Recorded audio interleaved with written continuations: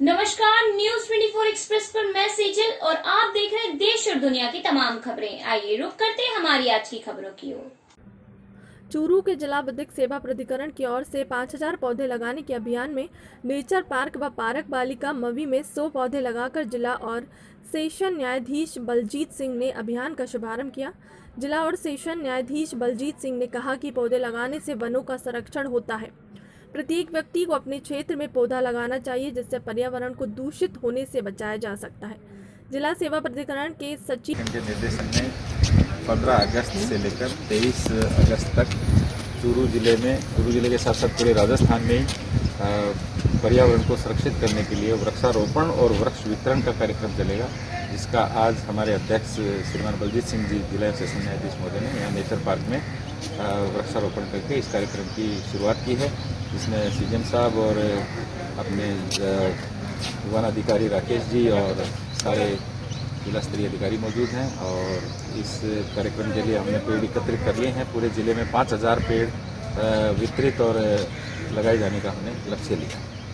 Thank you. Uttar Pradesh जिला जौनपुर तहसील बदलापुर प्रखंड के बदलापुर तियारा संपर्क मार्ग की जो कि पीली नदी से होकर गुजरता है और इस रास्ते का उपयोग दुगोली कला, दुगोली खुर्द, ठेगुआ और तियारा के लोग हमेशा से करते आए हैं। लेकिन पीली नदी पर किसी पुल की व्यवस्था न होने के कारण सभी ग्रामवासियों को बहुत ही तकलीफ का सामना करना पड़ता है और खासकर बारिश के मौसम में तो हालात और भी बद से बदतर हो जाते हैं। हालांकि इसके लिए गांव वालों के द्वारा प्रशासन और एमपी और एमएलए ने भी मांग की गई, लेकिन कहीं से भी कोई मदद नहीं मिली। गांव वाले इस समस्या से पीछे कई साल से जूझ रहे हैं। प्रशासन से निवेदन है कि ग्रामवासियों की इस तकलीफ को समझें और अतिशीघ्र इस समस्या का निदान करें। किलोमीटर गांव से दूर दूर से लोग इधर से गुजरते हैं, लेकिन अभी तक इस पुल का बांदा जनपद के बेबरू कोतवाली अंतर्गत एक गांव में खेत में धान की भीड़ लगने से समय अचानक बारिश होने के समय आकाशीय बिजली गिरने से एक युवक की मौत हो गई। वहीं पिता पुत्र झुलस गए, जिसमें एक युवक की हालत खराब होने पर जिला अस्पताल रेफर किया गया।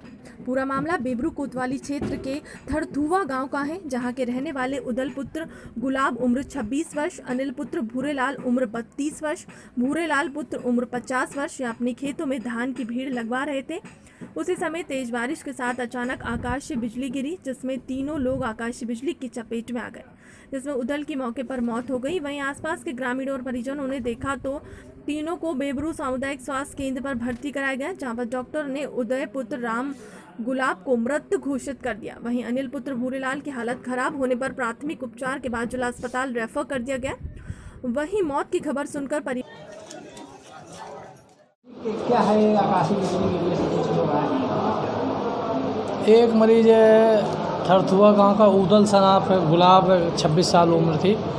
वो आया था करीब 9:20 पे यहाँ पे, जो कि मृत अवस्था में आया हुआ है। इसके अलावा 2 मरीज और आए हुए हैं। एक अनिल सनाफ भूरेलाल 32 साल उम्र है और दूसरे उनके पिता हैं भूरेलाल सनाफ बल्लू प्रसाद 50 साल उम्र होगी, जिनके ऊपर कह रहे हैं कि आकाशीय बिजली गिरने से हालत गड़बड़ हुई है। तो भूरेलाल की हालत तो ठीक है, अनिल को प्राथमिक उपचार करके बांदा रेफर किया जा रहा है। मेरा नाम भूरेलाल। भूरेलाल किस गांव से हैं? थरथुआ के। अच्छा, क्या हुआ, कैसे हुआ ये घर? हम पेड़ उखाड़ रहे थे और पेड़ उखाड़ने के टाइम पे हम बगल में थे और ये लड़का आया पेड़ के पास खड़ा हो गया। उतने समय में गाज गिरी तो ये पेड़ इसी के ऊपर गिरी और पूरा पेड़ फट गया बताओ। और इसी के ऊपर जब हमने देखा तो इसको तत्काल हम उठाकर उधर लिटा दिया और इसको ये लग रहा कि इसके प्राण निकल गए। कहाँ ले गए? तो यहाँ सरकारी अस्पताल लेके आए। डॉक्टर ने देखा, क्या बताया? डॉक्टर ने देख करके इलाज किया, वो उसने बताया कि बांदा के लिए इसको क्या बांदा जिला अस्पताल? इसको हाँ बांदा के लिए भेजो। हाँ जिला। हाँ अनिल कुमार जी। आपका क्या नाम है? मेरा नाम भूरेलाल। जी, क्या नाम है? ओम प्रकाश। ओम प्रकाश से क्या घटना हुई है आपके गाँव में? घटना ये हुई है कि आज सुबह ये लोग धान की बेड़ लगा रहे थे और ये उखाड़ने गए थे जो मृत हुए।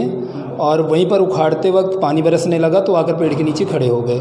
उसी समय अचानक आकाशीय बिजली गिरी। बिजली गिरने से वहीं ऑन स्पॉट गिर गए हैं। जैसे ही आस पड़ोस वालों ने देखा, जो लोग पेड़ उखाड़ रहे थे, आकर के उनको उठाया। उठाने के बाद देखने के साथ साथ गाँव लेकर आए। तुरंत रिक्शे में बैठाकर सरकारी अस्पताल लेकर आए हुए हैं। डॉक्टरों ने देखा और बताया कि अब इस पर कुछ नहीं है और ये मृत हो गए हैं। जी हाँ। यहाँ 8:30 बजे के लगभग आज थरथुआ गांव में बता रहे हैं आकाशीय बिजली गिरी, पानी बरस रहा था। उसी में लोग खेतों में काम कर रहे थे। एक ये उदल पुत्र गुलाब यादव थरथुआ 26 साल के हैं। ये खेतों में पेड़ उखाड़ रहे थे तो इनकी मृत्यु हो गई है। और दूसरे इनके अनिल कुमार पुत्र भूरेलाल 33 साल के हैं। इनको भी ऊषा झटका टाइप लगा है तो वो अभी अस्पताल में है, ट्रीटमेंट हुआ है उनका, लेकिन ठीक अवस्था में है। उनके पिताजी भूरेलाल पुत्र बबलू यादव 55 साल के हैं। उनको भी थोड़ा प्रभाव हुआ है लेकिन वो भी ठीक हैं फिलहाल। अभी कोई उसी बात नहीं है, दवा उनको मिल गई है, ठीक हालत में है।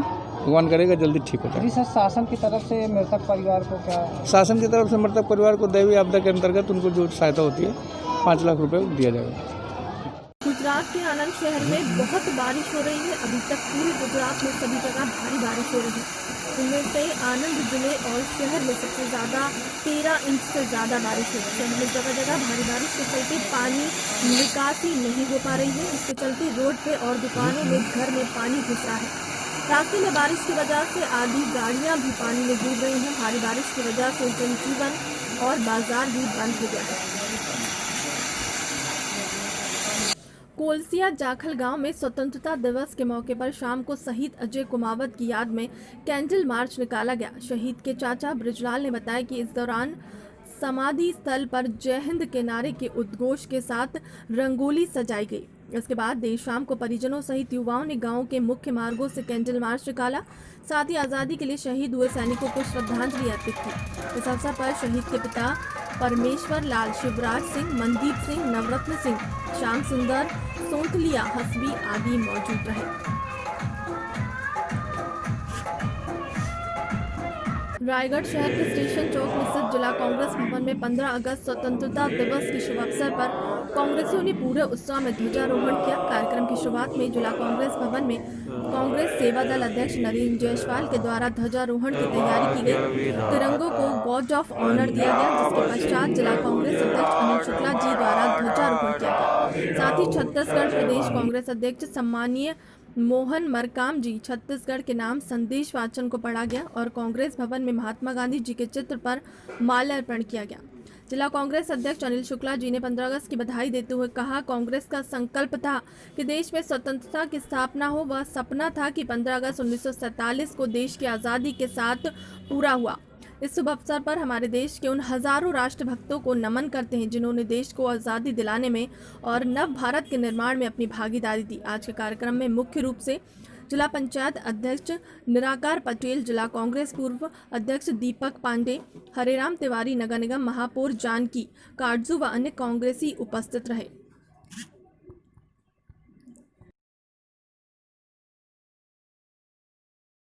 मुख्यमंत्री के आदेश के बाद उत्तर प्रदेश में 2 दिन का लॉकडाउन किया जा रहा है। उसमें शनिवार और इतवार को लोगों से घर पर रहकर लॉकडाउन का पालन करने का निवेदन किया गया, पर शहर में ऐसे बहुत से लोग हैं जो नियमों का पालन ना करते हुए शहर में घूमते दिखाई दिए, जिसको लेकर पुलिस वालों द्वारा आज सुबह से ही शहर के मुख्य चौराहे भरतना चौराहे, शास्त्री चौराहे, नौरंगाबाद पक्के बाग चौराहे, आरटीआई चौराहे पर भारी मात्रा में पुलिस बल तैनात कर चेकिंग अभियान चलाया गया, जिसमें 1 दर्जन से अधिक लोगों के ऑनलाइन चालान काटे गए तथा कई लोगों से जुर्माना शुल्क भी वसूल किया गया।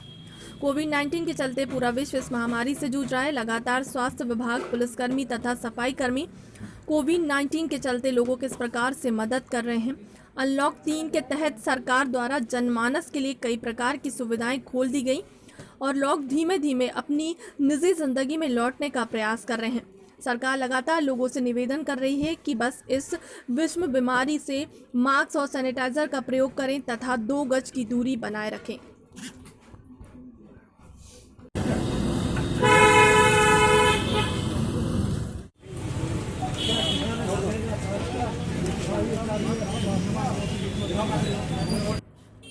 आज दिनांक 16 अगस्त 2020 को लालसोट तहसील और रामगढ़ पचवारा तहसील के सभी गांव के किसान एकत्रित होकर रामगढ़ पचवारा पुलिस थाने पर पहुंचे, क्योंकि Delhi Mumbai express highway 138N में किसानों की अधिग्रहण की गई जमीन का उचित मुआवजा नहीं मिलने के कारण 25 किसानों ने परिवाद 22 जुलाई 2020 को पेश किया है, जिसमें प्रशासनिक अधिकारियों द्वारा NHI के अधिकारी द्वारा किसान के मुआवजों में धांधली की गई थी, क्योंकि किसानों को भूमि अधिग्रहण 2013 कानून के तहत बाजार भाव तक मुआवजा दिया जाना चाहिए, लेकिन किसानों को मनमर्जी तरीके से मुआवजा बनाकर किसानों को दिया गया, जिसके विरोध में रामगढ़ पचवारा पुलिस थाने पर सभी किसान भाई मिलकर इन अधिकारियों के खिलाफ परिवाद पेश किया गया, लेकिन आज तक कोई कार्रवाई थाने अधिकारी के द्वारा नहीं की गई, जिसमें 7 दिन के अंदर अनुसंधान करके दोषियों पर कार्रवाई करनी थी। अभी तक थानाधिकारी ने कोई कार्रवाई नहीं की, इसीलिए किसानों ने रोष व्यक्त किया है, जिसमें विरोध में आज रामगढ़ पचवारा तहसील के सभी किसान भाई एकत्रित होकर रामगढ़ पचवारा पुलिस थाने पर पहुंचे और थानाधिकारी की कार्रवाई करने की मांग की है। आज फिर किसान ने 21 और परिवाद पेश किए।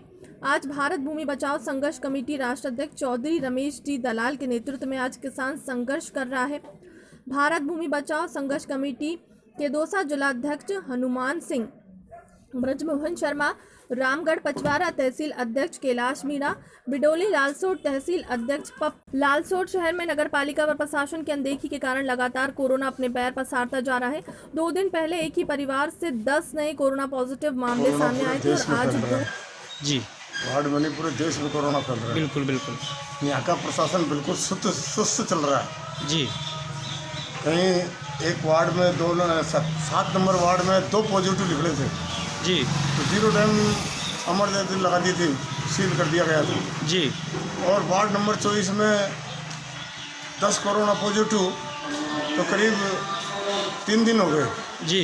2 नए कोरोना पॉजिटिव आज और आए हैं जी। उसके बाद भी प्रशासन बिल्कुल सुस्त बैठा हुआ है, कोई कार्रवाई नहीं है, कोई सीमा सील नहीं की जा रही है, कोई कुछ नहीं, प्रशासन बिल्कुल सुस्त है। तो सैनिटाइजर वगैरह की व्यवस्था नहीं की गई है? बिल्कुल की व्यवस्था जब लॉकडाउन के अंदर हुई थी उसके बाद में कोई सैनिटाइजर की व्यवस्था नहीं हुई। नहीं, जब ये पॉजिटिव निकले, आपने बताया गत दिनों 2-3 दिन पहले 10 लोग पॉजिटिव आए एक ही परिवार से, उसके बाद कोई सैनिटाइजर की व्यवस्था या फिर ऐसा कुछ सैनिटाइजर की व्यवस्था नगर पालिका की तरफ या नगर पालिका में कोई दौरा नहीं किया, अधिकारी ने दौरा नहीं किया किसी? नगर पालिका के केवल वो नगर पालिका के तो नहीं, स्वास्थ्य कर्मी जरूर 1-2 वो शकुंतला नर्स है, वो बड़ी मेहनती है और वो जरा चक्कर लगा रही है, वो डोल रही है, उसका कर्तव्य वो बेचारी पूरा कर रही है जी। आप जानते हो कि उसकी कोई सुनता है, कोई बेचारी की नहीं सुनता है जी। जब तक अधिकारी लोग जी इस पर कंट्रोलिंग नहीं करेंगे जी, जब तक पार पड़ने वाले नहीं है, अभी तक तो कोरोना और भी बढ़ सकता है, अगर जांचें आएगी तो और भी बढ़ेगा इस वार्ड में। तो इसके बारे में आपका आगे क्या कहना है कि कैसे क्या होना चाहिए? प्रशासन कार्रवाई करे जी, प्रशासन जो भी कार्रवाई बनती है नियम के अनुसार वो कार्रवाई करे। अच्छा, आप क्या चाहते हो प्रशासन से? मैं प्रशासन से चाहता हूँ कि इधर की कार्रवाई करे, या तो इसको सीमा को सील करे 24 नंबर की को जी। सील करने से क्या है, कुछ और बचत हो जाएगी, आपस में मिलान नहीं होगा, मिलान नहीं होगा तो कोरोना पॉजिटिव नहीं आएंगे आपस में। तो इसको मेरा तो आपका कहना यह है कि प्रशासन की तरफ से भी कोई ध्यान नहीं दिया गया, ध्यान नहीं दिया जा रहा, और इसकी वजह से मतलब ये संकट ज़्यादा बढ़ सकता है, ज़्यादा बढ़ सकता है। आपने प्रशासन से अवगत कराया कुछ? प्रशासन से तो अधिकारी से भी कह दिया, ब्लॉक अधिकारी से भी कह दिया, STO को भी कह दिया, कलेक्टर साहब का फ़ोन नहीं मिल रहा था, कलेक्टर साहब को फ़ोन भी किया था, कलेक्टर साहब का फ़ोन नहीं मिला। आप 24 नंबर वार्ड के निवासी हो? मैं वार्ड नंबर 24 का निवासी, पूर्व पार्षद हूँ जी। आपका नाम? पंडित मदन लाल अट्टी का। ठीक है, धन्यवाद। आज की खबरों में बस इतना ही। देश और दुनिया की तमाम खबरों को देखने के लिए बने रहिए News 24 एक्सप्रेस के साथ।